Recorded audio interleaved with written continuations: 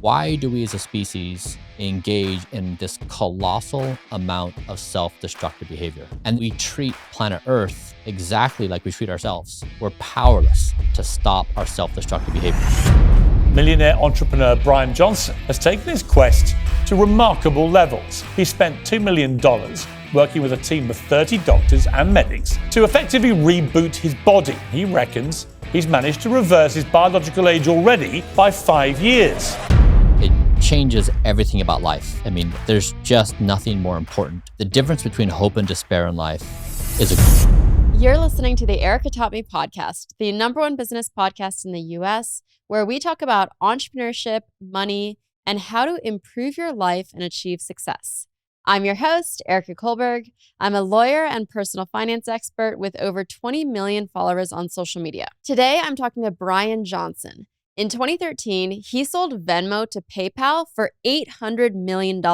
Now, the 45-year-old tech mogul is in the headlines again, this time for spending over $2 million on reverse aging. At the time of filming, he had successfully reversed his pace of aging by the equivalent of 31 years. In this episode, Bryan shares what led him to research age reversing, and he gives us 3 simple and free things that we need to do to be healthier. Let's get into it. I'm Erika Kullberg. This is Erika Taught Me, and today we're here with Bryan Johnson. So not many people spend millions of dollars to try to optimize their health. How did you even decide that this was something you wanted to focus on? It was a convergence of a few different ideas. I love reading biographies, and particularly of people in different eras that did things that were impossibly hard to see or do in their time. And so in the early 21st century, when you pose the question, what would be the thing we could do right now, which would change the future of being human? Like, what would people talk about? If, let's say, there's a dinner party going on in the 23rd, 24th century, and they look back at the early 21st century and they say, amazing that humans did blank in this area. And if you ask that question, I think one of the more interesting responses would be, we figured out how to neutralize aging. Mm-hmm. And so that's really what I've been trying to do is, there's 2 parts of this, is slowing the rate in which you age, because we're not going to solve for entropy, and then reversing the aging that has happened. And so if we were able to actually neutralize aging, it might change humanity in these fundamental ways, how we think about ourselves, each other, nation states, war, peace, what kind of future we want to build, the climate, the sustainability of planet Earth. So to me, it represents a particular endeavor that explores a frontier that could change human experience. So the 2 points are slowing the speed at which you age and then reversing the aging that you've already done. Are the ways to achieve that both the same, or are these 2 separate topics we need to talk about? They're different. Yeah. Okay, so maybe let's start with slowing the speed at which you age. How did you learn about it, and what have you discovered? There are some things we can share with each other that we have a common understanding. For example, I could tell you my weight and you would understand where that's in proportion. I could share how much money I have in my bank account. You also have an understanding. Social media followers. So we have these shared numbers. Right now, there's not a shared number on how fast are you aging. Like a single number that captures the entirety of your life, your sleep routine, how much alcohol you consume, whether you smoke or not, dietary protocols. And we do now have a test that actually measures your speed of aging. And it looks at DNA methylation patterns. And so I've been working very hard at that. My last measurement was 0.69, which means maybe in a high level way to explain this, I get September, October, November, and December for free every year of the 12 months. Who's deciding that means that you get those 3 months free? Like, what determines that? Is it testing every single organ to understand, here's the average 44-year-old, what the output level should look like, and then you are not there. You are ahead of that. Yeah. There's this concept of chronological age, which is when you and I left our mother's womb. And then there's an idea of biological age, which is you can look at a baby's heart and you can look at a 10-year-old heart and a 20-year-old, so on, into an 80-year-old heart. Those hearts have different functions, characteristics, and different anatomical representations. You can basically say, you look at the heart, you don't even need to know the chronological age of the heart. You can just say, this looks like and functions like a 13-year-old. So you can do that with all the organs of your body. And then your body creates these patterns. So you can look at the patterns within your body and say, this is a pattern that's most representative of a 15-year-old or a 20-year-old or whatever. Some of these things are just healthy functions. So there's good data that you can look at your entire body, and so you think of yourself as one age of when you left the womb, but really you're hundreds of ages. Your brain, your eyes, your ears. For example, my left ear is 64 years old because I had hearing damage as a kid when I shot a lot of guns. And so my body is hundreds of different ages as we've measured my organs. And so in terms of my speed of aging, you can look at the patterns that your body produces that basically are tree rings. They tell you the speed of your aging. And so to give you context, from when I started to where I'm at now, I reduced my speed of aging by the equivalent of 31 years. So I now age at a pace slower than the average 10-year-old. So when you look at a 10-year-old, you don't think that these 10-year-olds are actually aging because you just see youthfulness. But humans accumulate aging damage throughout their entire lives. It's just as you get older, the aging damage accumulates faster because it's compounding upon itself. So my speed of aging has been dramatically slowed. And what's cool about this is if it could become a norm, like, oh, my speed of aging is 0.69, you're like, oh yeah, my last test, I was 0.68. It's this really cool currency, social currency, where then it's like, hey, do you want to go out and get drunk and stay out all night? It's like, nah, it's going to accelerate how fast I age. There's this intuition on what things are good for you, what things are bad for you. Even though we know these things, having numbers and science behind it changes the power one feels to say yes or no to certain cultural norms. Interesting. Do you think that is ultimately a good thing for us? I mean, I'm sure people have said to you, like, why don't you just live your life? What are your thoughts on that? Of all the reactions that people have to what I'm doing at Blueprint, I would say the vast majority of the knee-jerk reactions and observations are exactly wrong. People are making observations and they form conclusions in their minds about what this is and what it would mean for them. And I would say that I'll just tick through a few. Like, one, people assume I'm miserable. They assume I no longer experience joy for food. They assume that my life is so constrained now that I'm just in a dungeon doing these things.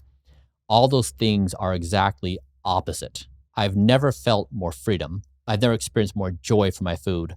I've never felt more full of consciousness in my entire life.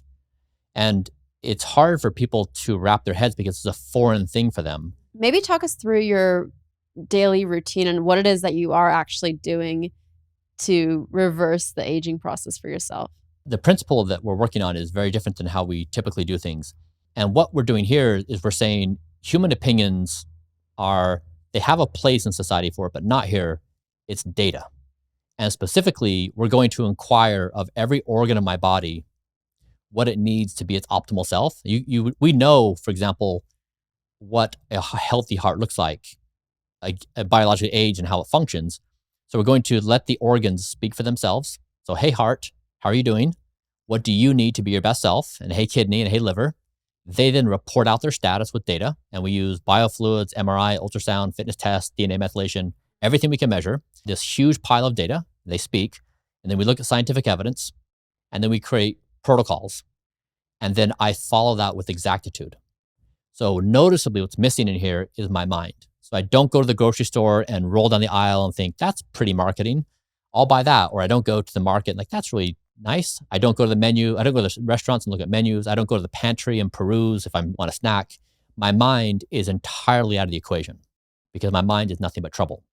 So by having my organs speak directly and then having reference to science and measure it, it's this closed loop system. And so my daily protocol is basically doing exactly what the science says of how can my body be its optimal self. And so this is the first thing. I feel more freedom than I ever have in my entire life because I'm not burdened by having to make 20 complicated decisions every day. And do I eat this treat or not? Do I have a second serving or not? Do I get the drink that has sugar or not? All these really complicated things that we all know. It's 9:00 at night and you want to curl up to some ice cream and Doritos. I don't have to face those decisions anymore. It's incredibly liberating that I don't have that emotional burden that I had before. So your daily routine, it's created for you based on what your organs and your body needs. I assume then we're talking supplements, we're talking a specific food regimen, specific exercise regimen. Can you talk through that? So I'll give you just an example of what the day is right now. And I will tell you what it is today, but tomorrow it's going to change because Okay. we're updating all the time. I wake up around 4:35, and the first thing I do is take my body temperature with an inner ear measurement. And my body runs about 3 degrees Fahrenheit cooler than normal. So my body temp will be around 95.9 Fahrenheit or 96.1. And it runs cooler because I'm on caloric restriction. There's some interesting science showing longevity with the body running cooler. I know a lot of people are going to say his thyroid's not working correctly. It is. We measure my thyroid. All my hormones are perfectly in balance. So it legitimately is my body's running cooler. And then I turn on a light in my bathroom that emulates sunlight. And so I get that exposure as I take a few pills I'm trying to increase my ferritin levels right now. So I take some ferritin, with some vitamin C, and then I weigh myself, body weight, muscle, fat, hydration, and I start HRV therapy. So I put a little thing on my ear, which is training my autonomic nervous system to be calm, to not be in fight or flight mode, but to be calm. What is it? An HRV system? HRV is heart rate variability. You can tap into your vagus nerve as it goes through your tragus here in your ear, and it goes down through your chest and your lungs, but it's a nerve that is used for a lot of interventions. And so it's part of your autonomic nervous system, and it has two branches. One part of your nervous system says you're in fight or flight mode, get up and get ready. And then the parasympathetic says everything's cool and chill. And you want to really reside in your parasympathetic place where you're calm and okay. You don't want to be stressed out and in this fight or flight mode. And so by doing that, you're stimulating the vagus nerve, and it's meant to help calm you. And so I have these measures that I look at every night. By putting that thing on your ear, so it's just calming it. It's a physical contraption that you put on. It's an electrode that stimulates with electricity. Is this the same reason why sometimes when I go to a massage, they'll massage my ears and say, "Oh, this is very good for you"? I don't know about that. Oh, And there's a lot of science on the vagus nerve and doing electrical stimulation. okay. So there's good science around it. So it basically keeps you calm. Yes, it trains your nervous system to say, be calm, you're okay. You're trying to have a non-stressful environment for your body. And does it last? Like, for example, if something loud drops on the floor, I'm going to freak out. Are you going to freak out? Yeah, we would have different responses, and I guess You're going to have a more muted response to it? it could be measured. Yeah, but there are things, for example, I guess I forgot to say when I wake up, I measure my sleep via a wearable device, a Whoop, Okay. and I also have a bed, a temperature-controlled bed, which does it. And so as I'm doing those routines, I'll look at my sleep quality. For example, like in the past 7 days, I've had 7 perfect nights of sleep performance, 100%. And so I shared this on social media, so actually 2 points. Whoop, the company who does this, they have quite a few subscribers, and they looked at my sleep quality and compared it to people who are my chronological age.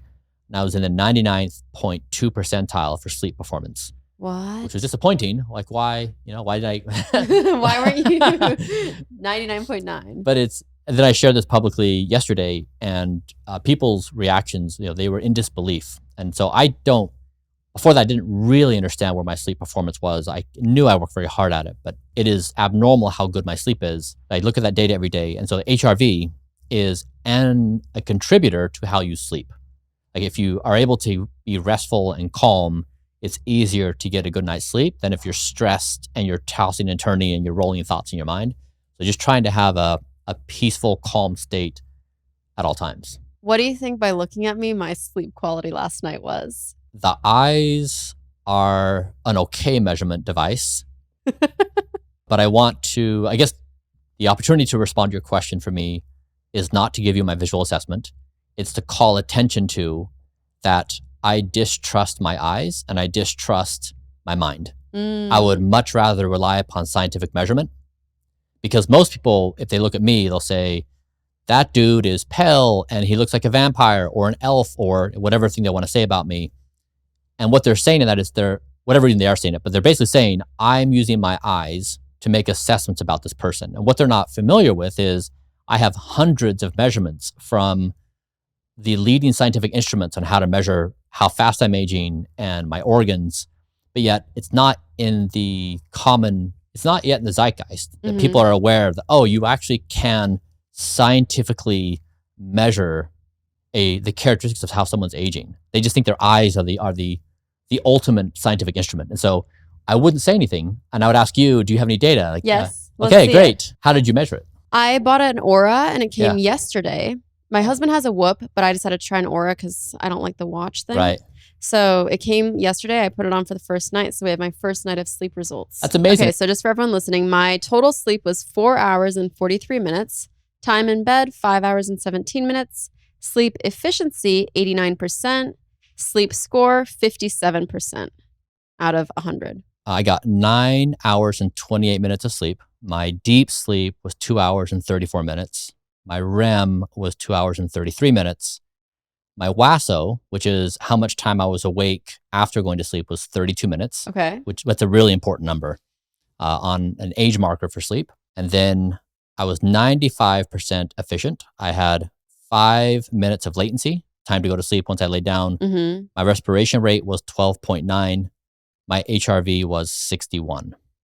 And I got 100% sleep performance. Looks like you've beat me. Yeah. That's so interesting. So then when you wake up, you're checking it. Have you ever gotten below like a 90% sleep? Yeah, certainly. What happens? What went wrong those days to cause that? I traveled somewhere, or one of my children, had a bad night. They were sick or something. Like, the events happen that derail it. I've been working at this for several years. The difference between hope and despair in life is a good night's sleep. It changes everything about life and how you understand yourself and the problems in the world. I mean, there's just nothing more important in being human than sleep. Were you always like that? I mean, I assume as a tech entrepreneur, you probably grinded a lot in your 20s and 30s. I did. Yeah. Sadly, I was building my company, Braintree Venmo. You've maybe used Venmo. Of course. Okay. So I did what was culturally rewarded at the time. So I was married. I had a few little babies. I was grinding in a startup. I was depressed out of my mind.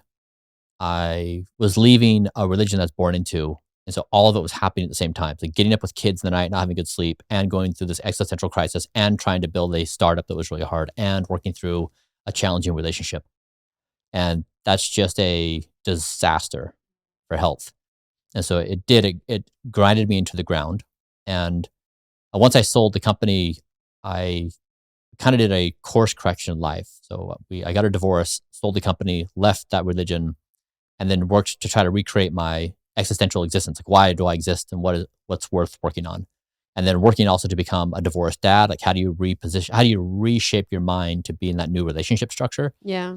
And so, so Blueprint really is, I've been at the very worst end of hopelessness. I just can't imagine anything feeling worse than those moments. And so now I appreciate this side of it so much more. And a lot of what I've been doing at Blueprint has been repairing the damage I did to myself during all those years. And culturally, I think people will look back at this early 21st century, I guess, in this time period, and think and observe we acted pretty foolishly in that we labor to move our technology forward, but we become martyrs for it. So we accept our decline and decay, and we're willing to sleep under our desks and do all these crazy things so that our technology proceeds forward and outlives us. Meanwhile, we accept our decay. Then that technology is used to make us worse versions of ourselves, trying to get us addicted to all things food and digital media and all the above. We're just in a really sloppy relationship with ourselves and society. And it should be the opposite. We should have ourselves as the single highest priority of improvement, and technology should be a servant of our improvement, not the other way around. We have it exactly backwards. I'm curious as you're talking me through this, because I know your story a bit, and your company Braintree acquired Venmo in 2012 for $26.2 million. And then you sold it to eBay in 2013 for $800 million. I know it's easy to look back now that you've had all of this success, and say, I wish that I would have been better to my body. But do you think you would have achieved the same success had you been getting the 9 hours of sleep and doing what was optimal for your body? At Braintree, I was really scrappy. I bootstrapped the company, and for the first 5 years, we were profitable every month. We didn't raise any outside capital. And When all that stress was going on, one time this customer called in to get pricing, what we were doing. And I answered the phone and I was a little snippy with him. And then a few minutes later, he called in again and another one of my teammates answered it. And they said, yeah, like I just talked to someone. He was kind of an asshole. I wanted to talk to somebody else. And I thought, oh, that is so sad. I'm deeply disappointed in myself that I'm that snippy and that I'm just unpleasant with other people, especially when this is a prospective customer. And I knew I was in the wrong place mentally, but the fact that it was manifesting itself in these interactions, and I do genuinely work very hard to be a good person, to behave positively in all interactions. And it was really this moment of reflection where I thought, it's going to be hard for me to be a CEO and build the culture I want to build in the company and the customer base I want to have if I'm in this state. And so I'd say I would not have believed myself if I could have explained to my former self how good I would feel if I would have taken care of the basics. Mm-hmm. I would have built a better company. I would have made better decisions. I would have done everything better. So yes, I think we could have accomplished the exact same thing and been substantially better had I had those basics in place. What do you wish that you could implement in the tech world now to make that actually a possibility? Because when you have leaders like Elon Musk talking about how the hustle culture is very much alive and you need to grind and work hard, it makes it hard for anyone to feel like it's realistic to be able to build a big company while at the same time having this balance of keeping yourself healthy, getting the right amount of sleep. What's wrong with the tech world and can it be changed? Or is this just a cultural issue that you don't see much hope for? That hustle culture that he encourages is a past era.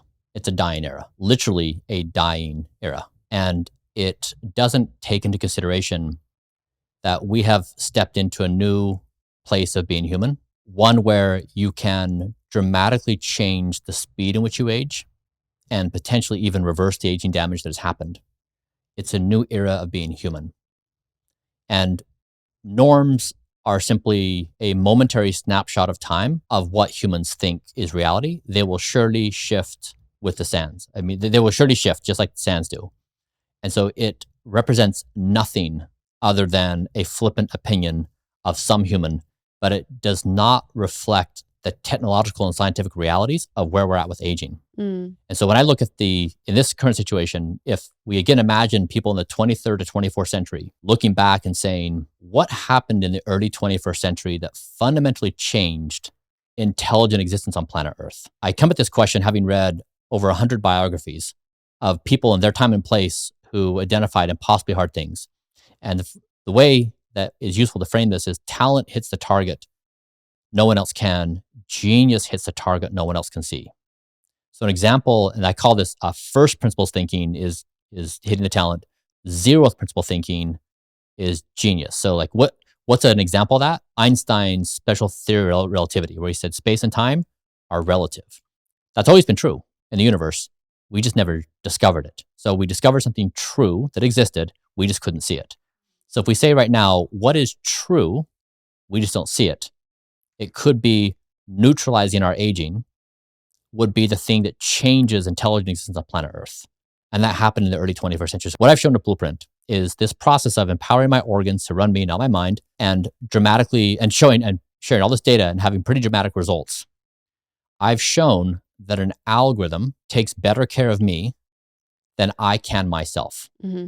So just like a autopilot on the plane flies a plane safer than a pilot can, just like all the examples we know where computational intelligence does things better than humans can, we see that and we adopt it. We say, yes, that's better than what we can do. We're going to bring it into our lives. I'm potentially the first human in history that has shown an algorithm can take better care of my well-being than I can, which means it's inevitable for everybody. And no matter what you want to say, like if you want to, no matter how hard you want to hit back, no matter what argument you want to put forward, even if you want to hate me, it doesn't matter. We oftentimes go kicking and screaming into the future.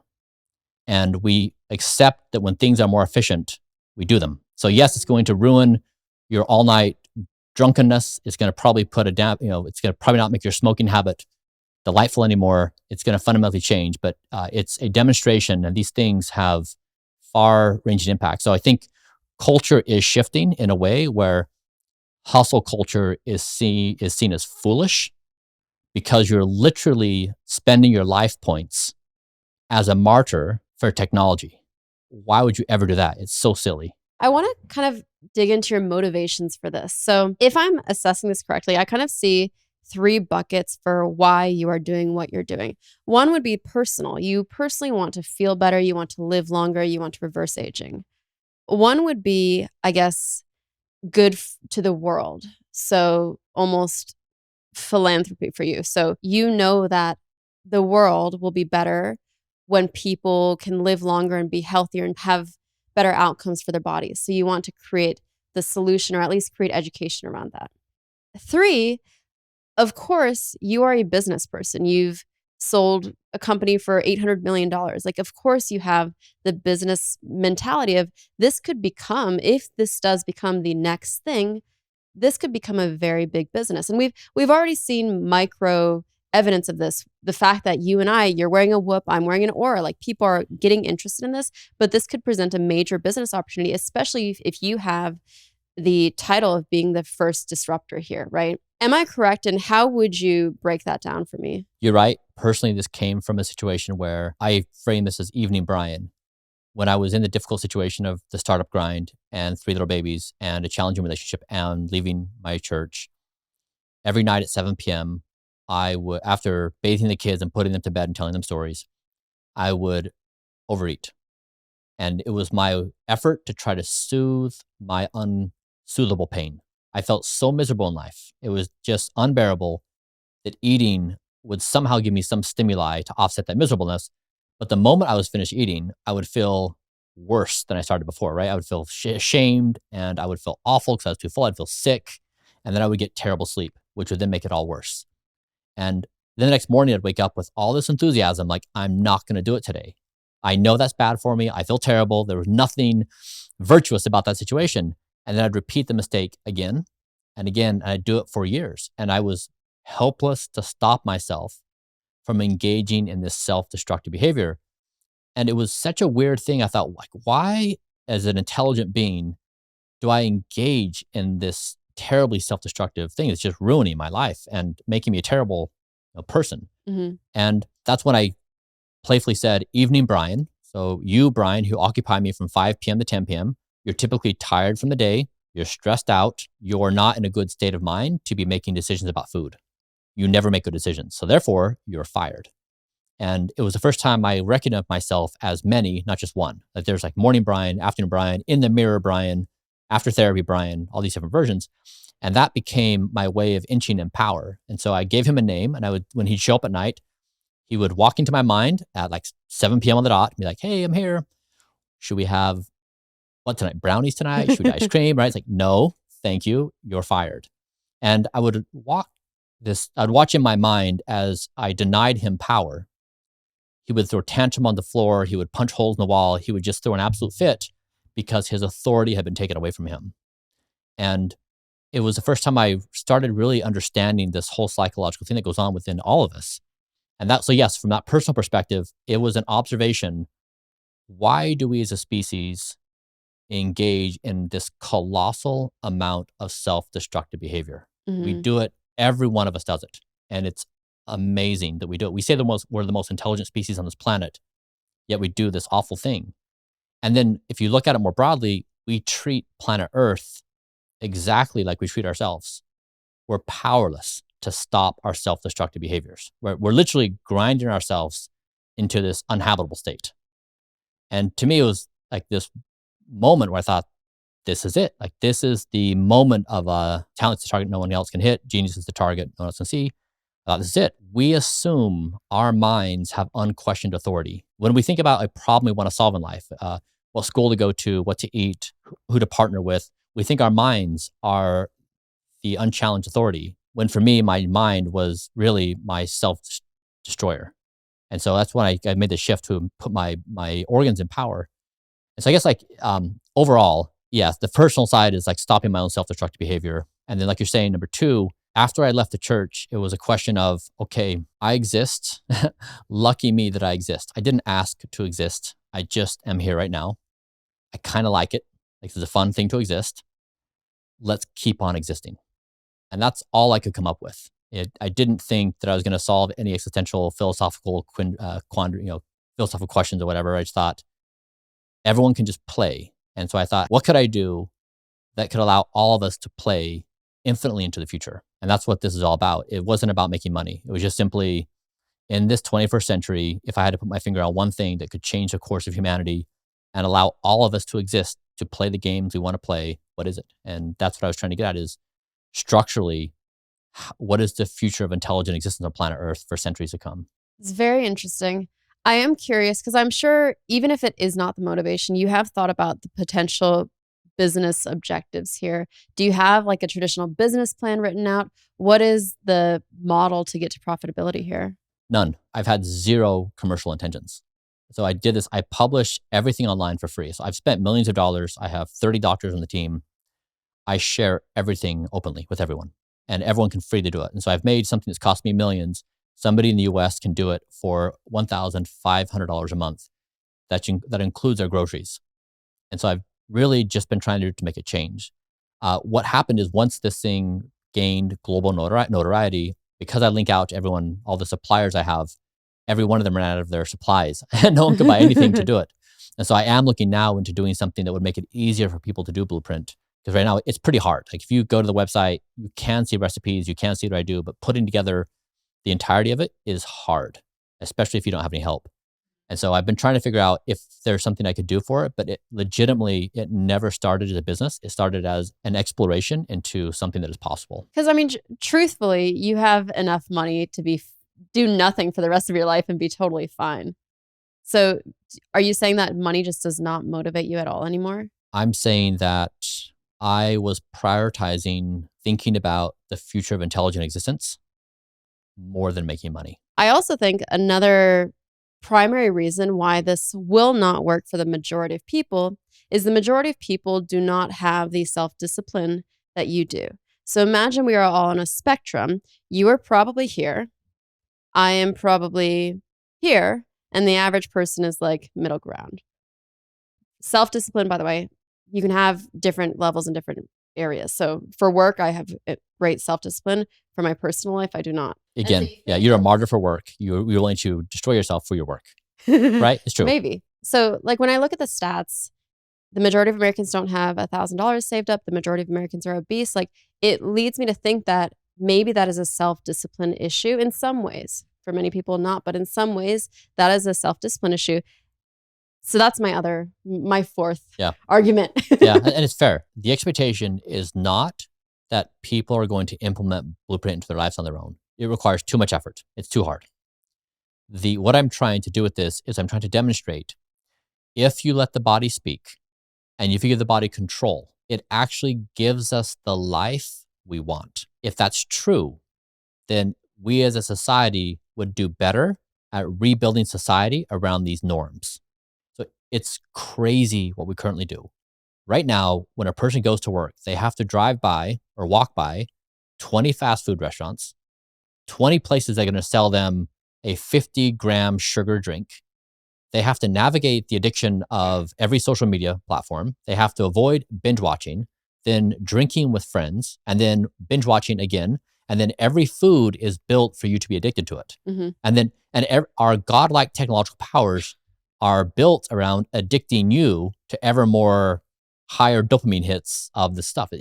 We have pointed our godlike powers to addict humans to everything, to make them the worst version of themselves. We are insane as a society. The Blueprint is meant to call attention to the fact that there's potentially a better way of doing it. And it's not asking the individual to do it. It's too hard.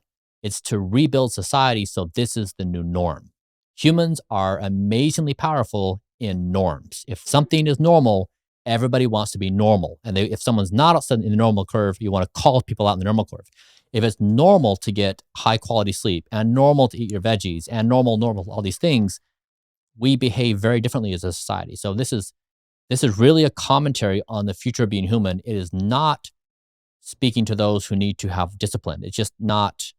When you look at the bell curve of society, it is not a reasonable thing to expect. So in your mind, let's say you spend the next 10 years working on Blueprint. What would indicate to you that it was successful, and what would be indicative of it was not successful? The early signs of success for me are in my social media interactions. people are signaling to others their habits, which are counter hustle culture, and they feel comfortable signaling their success with sleep stats or biomarkers or bioage. As part of this endeavor, I created the rejuvenationolympics.com. And so I refer to myself as a professional rejuvenation athlete. I'm not a biohacker. I'm not someone doing this. I'm not a health and fitness enthusiast. I'm a professional rejuvenation athlete, and I take it very seriously. And so when you look at LeBron James and the way he eats and the way he takes care of his body, no one's like, he's insane. They think that's amazing. He's a professional athlete and he performs on the court when he does that. Mm-hmm. Same thing with me. It's a different shift of mind. But I created a leaderboard for people's speed of aging. So if you're serious about health and wellness, it doesn't matter if you want to talk a good game, put your points on the board, show people where you're at. And so it creates a competitive professional sport out of anti-aging. And it helps punch through the noise of all the stuff people are saying to do. Just look at the data. And it makes it's this healthy competition. So I like to say Blueprint is the best wellness protocol ever built in human history. Prove me wrong with your personal data. Okay, I'll give you a few things. Okay, so success in 10 years would be, I'll cite a few things. One is in a normal conversation between any random people in society, they could swap information about aging characteristics. They could tell each other how fast they're aging or their other characteristics of the aging. It'd be that easy to get tested and to know. Two is that rejuvenation would be seen as a professional sport on par with others.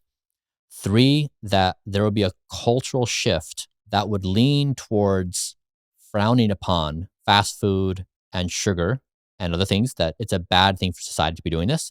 And then fourth is the culture of work, that there would be an emphasis on the quality of thought. Grind culture, where you're accelerating aging, disease, and decline, would be viewed as foolish. One of the things that I've seen people say online is, oh, Bryan, this is so unattainable. No one else can afford to spend millions and millions of dollars per year on reversing aging and slowing down that process.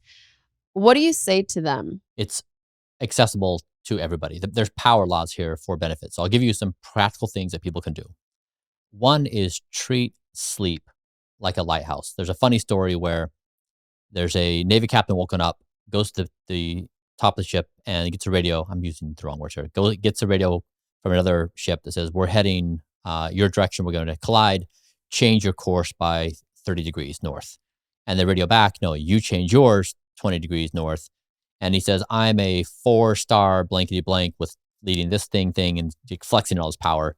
And then gets a radio back, I'm a lighthouse. Sleep is a lighthouse. You never have authority to negotiate with sleep. No social event, no late night work assignment, no movie, nothing has the authority to change sleep. So number one, the highest value thing anyone can do in their life, establish a bedtime and go to bed at that time every single night, never fail. And then you can do other things to optimize sleep. For example, like I eat my last meal of the day at noon. So I have, almost 8 to 10 hours of digestion time. So when I go to bed, I'm not full, which is really helpful. I also don't drink alcohol anymore. I used to drink 3 ounces a day in the morning. I don't anymore. Not because it's bad, just because I couldn't afford it from a caloric perspective. But anyways, that aside, go to bed at the same time. I watch what you eat, because sometimes what you eat can lessen the quality of your sleep. I have the fortunate circumstances where I can sleep in my own room, which is helpful. Not everyone has that. If you can sleep by yourself, I have a blacked out bedroom, so it's entirely devoid of light. And then I do a lot of sound control. Anything that's going to change my disturbance. But getting control of your sleep is the number one highest value thing in your entire life. The difference between hope and despair is getting a good night's sleep. Number two is identify the worst version of yourself. So for me, as Evening Bryan, everybody has an Evening Bryan in them. Identify who they are, when they show up, what arguments they tell you to do, and fire them. So they're the person that's most responsible for your most self-destructive behavior that makes the rest of you feel awful. But recognize this self-destructive thing. And so even if you just get those two basic things in place, you're well on your way. So many people make funny self-aware comments while they'll be watching my content online and they'll say, I'm watching it and it's 3 a.m. and I've got a bag of Doritos in my hands. And, Yep. so you can win in big ways just by getting basics right in life. You don't need to do all the fancy stuff I do. Just get sleep right, get the self-destructive behavior right. If you're feeling good about those steps of progress, you can then do other things like eat more vegetables, eat more berries. But you can just slowly step into this. But getting those are the hardest two things to get into place. And if you can succeed at those two things, everything else becomes so much easier. I know you have this team of 30 doctors that do all of the research and advise you on all of this. What are the insights that they are bringing to you? Besides the sleep and food, what else have they shared with you that you think our audience can benefit from? What I've been trying to do is in the world of health and wellness, there's thousands of opinions. Choose your guru. And what I've tried to say is there's going to be no opinion from Blueprint. It's just data, scientifically valid data. And I've tried to punch through all the noise and say, I'm going to share everything I do and all my data. And so therefore you have a clean understanding of, you do Blueprint, a rough idea of what you're going to achieve with your health. Because otherwise, if you're talking about any kind of take your guru diet, there's no data conversation, whatever their story is. Mm-hmm. And so I've tried to make it easy. So if someone says, I want to be a better version of myself, they say this one thing, and I can trust it because there's data behind it. So I've tried to bridge the trust issue, which everyone has. And because a lot of people just jump from thing to thing to thing and it doesn't work. And then they do what you said, which is they do a thing for a while and then they kind of burst in flames and they become worse. So it's like incrementally getting worse every time. So I'm trying to make it easy to say, if you want to be a better version of yourself, don't worry about doing all the research yourself. Don't worry about reading blogs, listening to podcasts. Like, you don't have to go into the scientific literature and research it. I've done it for you. Here's a protocol. Just try to solve the things that stop you from doing these things, like sleep, like self-destructive behavior. Like, just focus on those things, but don't. A lot of people will be like, do you take NR or NMN? Do you take this or that? And it's like, no. Like, just get the basics right. And then you can optimize for those fine-tuned things later. Can you give me examples of some of this data that you've found? Over 2 years, so the high-level results for Blueprint, I've reversed my epigenetic age by 5.1 years. My speed of aging is reduced by 31 years equivalent, now aging at slower than the average 10-year-old.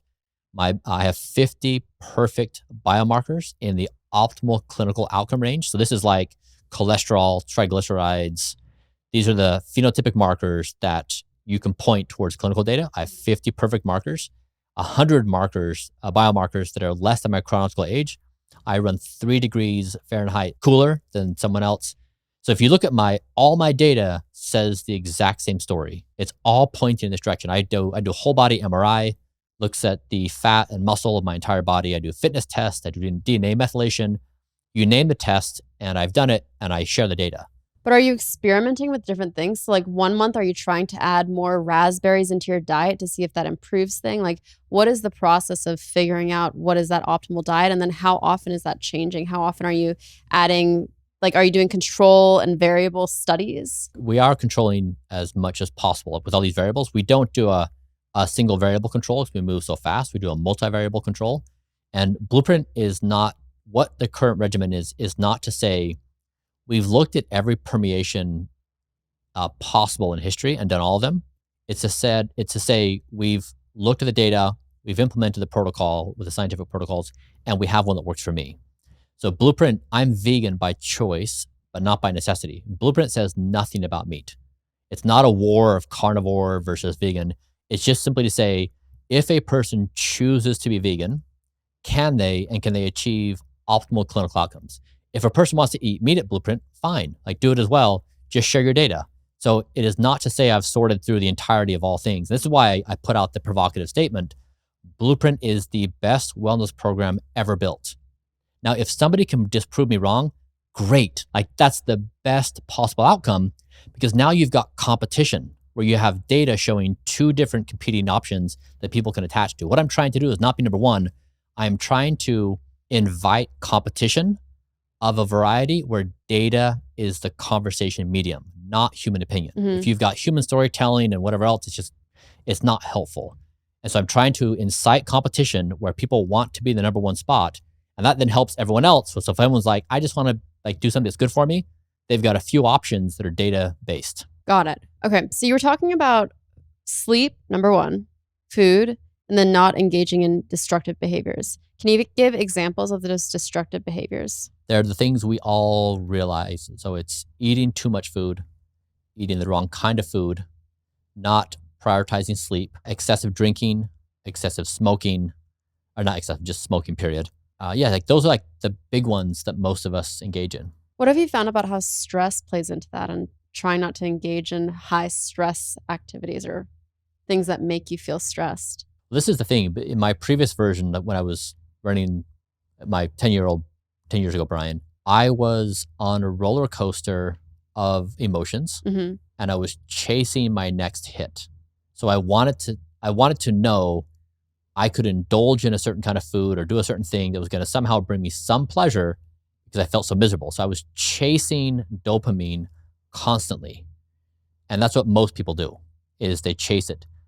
I never would have guessed how stable I feel. I don't feel like I need to chase anything. I never thought that was possible. I just feel steady and fine, and I don't feel addicted to any given thing.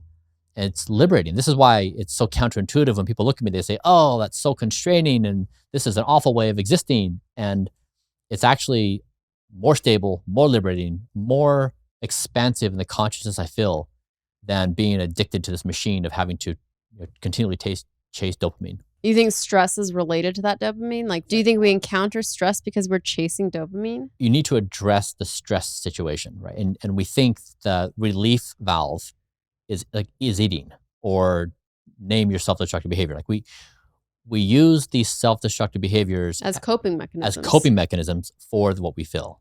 And so then it just becomes, and once you get in there, then you become addicted to it and then you chase the addiction. So it just kind of leads to this cascading situation. And so that goes back to the first of our conversation of why I do the HRV therapy, like trying to get my nervous system to be calm. I try to get my daily routine to all be systematic. I try to eat very healthy foods. I'm trying to keep myself in a calm and steady state all the time. Sleep is consistent, diet is consistent, emotions are consistent just across the board. So I'm not swinging and it clouds your mind and you're snippy sometimes and groggy and irritated. And I imagine you have a pretty good control over your external circumstances. So, of course, you have your kids, they can get sick, that could lead to stress. But in terms of work, you own the company. It can be stressful, I'm sure, but you kind of can self regulate that. So, how much does for stress and trying to manage that and not falling into these coping mechanisms, how much can people control versus Yep.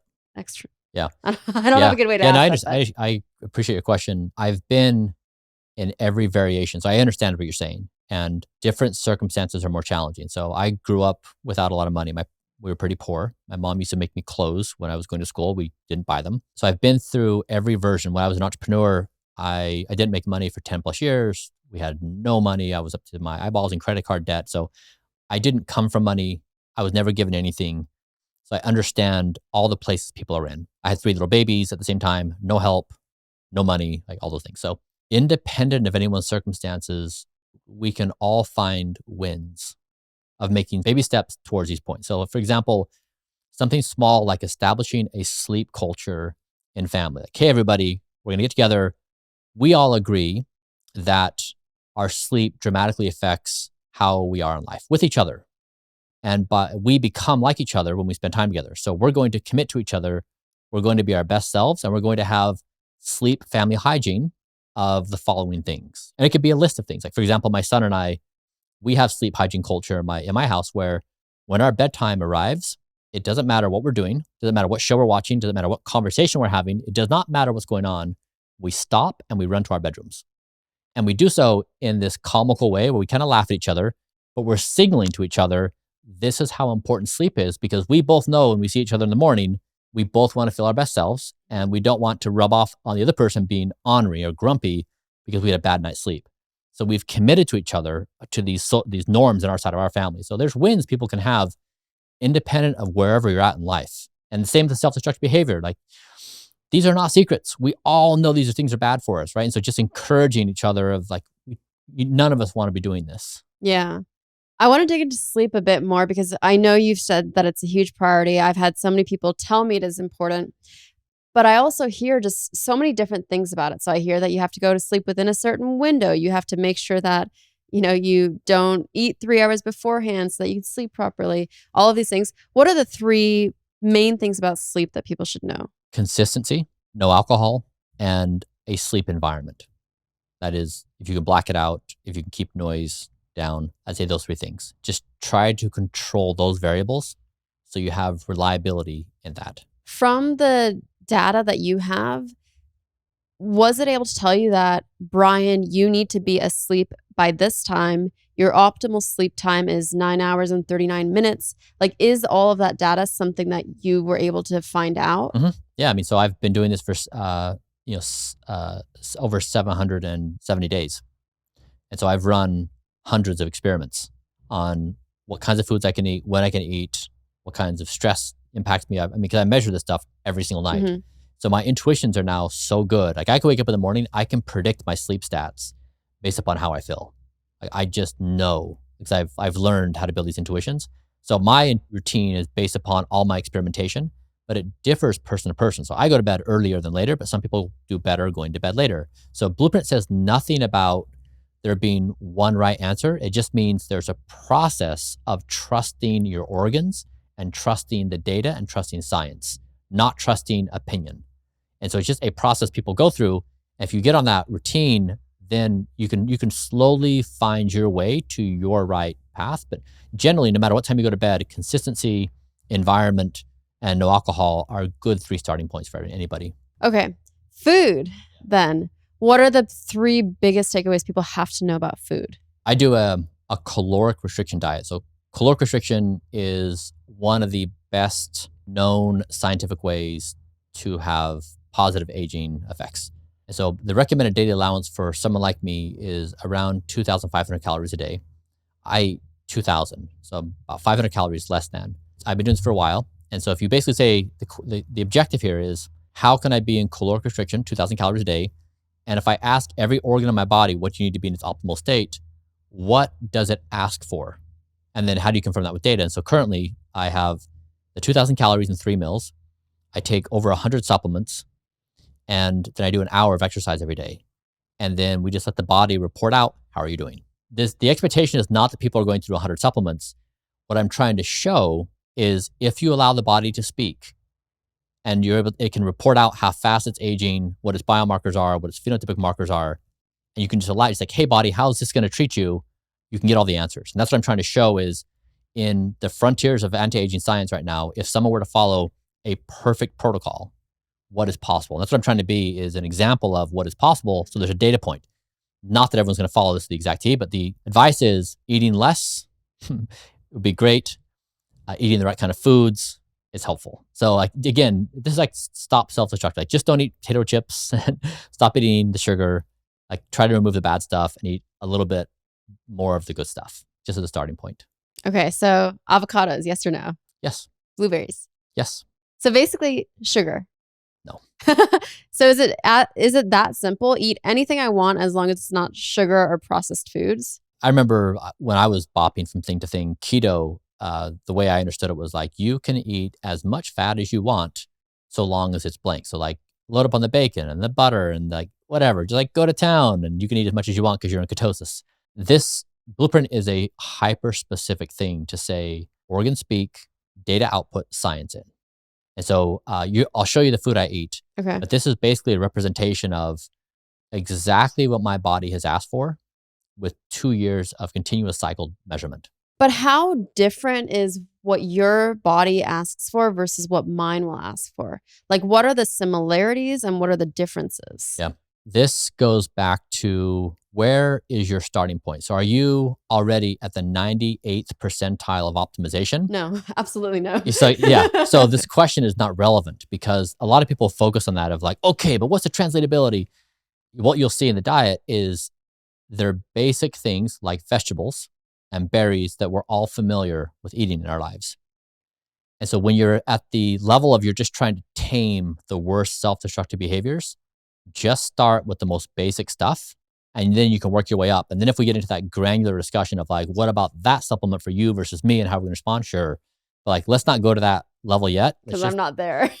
just You're looking at me and you're realizing I'm just not the there. basics. Yeah. And this is Okay. the thing with the sleep. And so like just play the absolute basics where you're at. Okay. And the basics are things we all truly know. We not follow it, but it's like be healthy, eat things that come from trees or animals. I mean, this or is the funny whatever. thing about Blueprint is it's simultaneously, I think, one of the biggest ideas in the entire world right now. Also, the most basic thing we all know. Get good sleep, eat your veggies, don't do self-destructive behaviors. Yeah. It's really, really simple. But you know, the thing is, like, I think the reason why I keep digging is everyone wants literally a blueprint. Like, I want you to tell me right now, Erika, eat this many calories, eat this food and this food, no pasta, no rice. I want a blueprint. Yeah. Sleep 8 hours. Yeah. And that's what I've done. So I have that. I've published it all for free. So if somebody wants to do exactly what I'm doing, it's all there for free for you to do. Everything's there. If we sober up and we look at the situation, we can see this as the exchange we're willing to say. We're willing to exchange our entire future existence to hold on to a few vices or a few norms. We've really missed the point on where we're at in this trajectory of the potential of human. I don't disagree. I think my thing is just what I said to you earlier. I think you have the right idea and you are right, but I think you are too early for this to get adopted.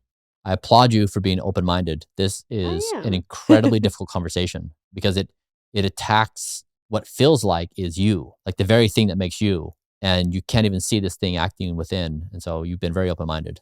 You know, whenever I'm stressed because I have these back issues, I get like these nerve pains across, and I can feel like I physically am stressed because this is forcing me to confront this. That's right. That's why I think I get so much hate. Is it pings these systems inside of us, Yeah. and these systems know they're desperate for their vice control.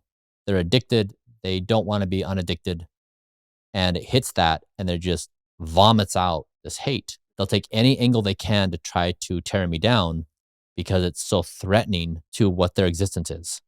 But it takes a legitimate 2 or 3 hour long conversation to Yep. slowly walk through this to get to the point where like, okay, like we're kind of in an interesting situation. We're not in control. We're not in power anymore.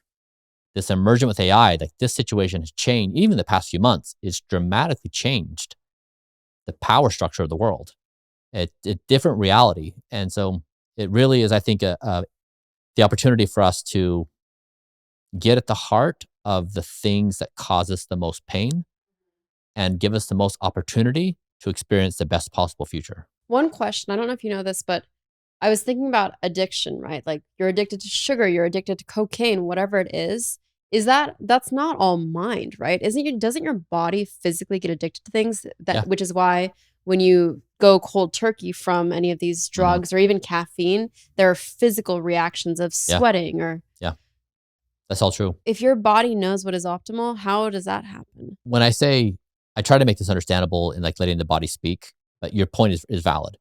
When I say let the body speak, if you just take the heart and you measure your heart, so you have an EKG, you blood pressure, arterial plaques, like you do all these different measurements, you can see the data of your heart, then you can look at the medical data and say, what should a 45-year-old heart look like?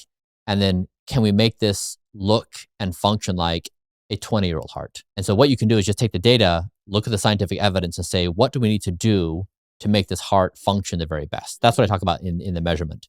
And so it's not that you don't have body cravings and reactions of this addiction. You certainly do. But it's just saying there's data that standardizes that allows the body to be stabilized. Like the body can get what it needs to be in these versions that's not addicted. It can be its best self. So using data to allow the communication to the scientific evidence to go back and forth and stabilize the system, which is why I say to myself, like, I've been in the darkest places. I know I've been addicted. I've been in situations where I cannot stop myself from doing things. Like literally I cannot. And so now I'm on the other side. I feel free of addiction. I feel free of chasing stimulation. I feel free of my roller coaster. I feel the ultimate freedom I never had before in my entire life, where I'm not pushed around by my mind that's constantly bugging me for its next hit or stimulation. I don't have it. It's amazing. Unfortunately, not many people will have the pleasure of sitting down with you for 2.5, 3 hours and going through this and individually like being challenged like this.